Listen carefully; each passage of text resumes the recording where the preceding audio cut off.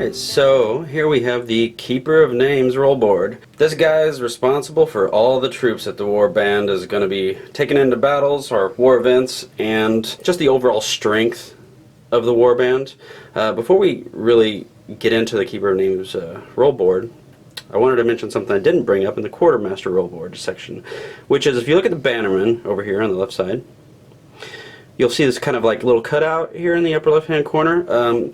That's there on purpose because the cards are going to have that. We have a item expansion planned, essentially be like extra bonuses for combat in skirmish. I mean, because really that's what you're using your bannermen for. They're the leading guys when you go into a skirmish to battle, and this will kind of help keep them alive. Alright, so now let's get into the Keeper of Names. He's going to gain additional renown based on how well he keeps troops in these two locations. Right? This will affect the overall Warband strength, and that's what he gets his bonus renown for. We go to the next section, so camp actions, and this is where his follower is going to come into play. He can promote followers from the regular Warband ranks, like, you know, regular clansman or Varl or whatever. There's a deck of follower cards. He's the only one that can give the Warband a chance to, you know, bring these guys up and actually make them into followers. And if you'll look, he gets to draw a follower card and then plus one card for every provoker in the Warband, whether he owns it or not. Right now he owns one, and if this was all we had, he would draw two follower cards, place them out in front of the table, and the Warband would decide, do we want to buy these? Do we have the renown to spend to get them? Especially considering his city actions, right? So the only way he's going to get troops, unless he just gets lucky in an event card, is by going to a city and then paying for troops. He has two different options here. He can buy Klansman or Varl, and within that choice, he has another option, which is he can buy regular troops, which are just recruits, or he can buy seasoned troops. So he has to make a lot of choices, and the War Master, I can tell you, will want him to buy seasoned troops if possible. Otherwise, it's going to lower his training. You hire recruits, the overall training of the Warband goes down, which makes the Warband weaker. Filling in your tents with more troops has the chance to give you shield tokens. So if you look on the board here, you can see like a little shield icon, and that is the Warband strength if you have a tent on there. So right now we have one shield here. If we look over on the Klansman section, no shield here. There is one here that has an asterisk in it, and that's important. We'll talk about it in just a sec. But if we were in this situation, so you hired 100 Klansmen, 200 Klansmen. We hired 200 Klansmen. That'll cost me, let's just say I bought the regular recruits. Boo. Yeah, well, the War Master has to pay for it. So, I spent 2 renown. Boom, boom. I fill in these 2 tents.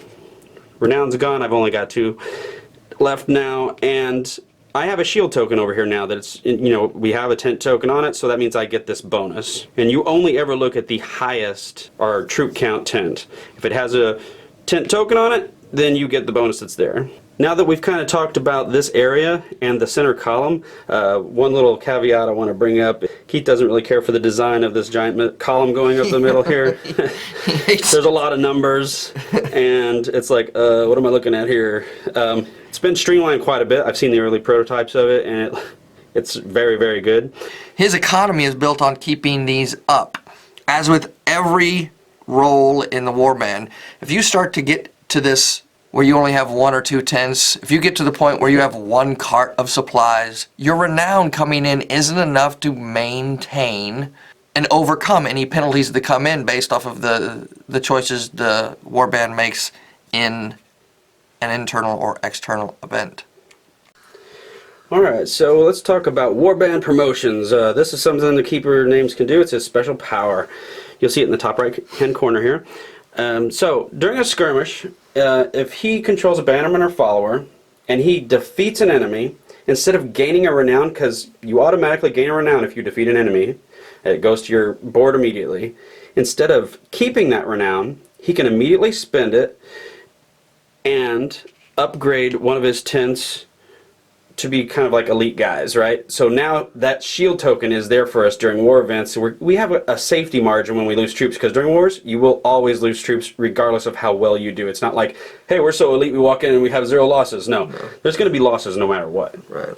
It's very important for him to have followers, even though he needs to spend his renown to buy troops, because he needs additional ways during skirmishes to gain renown.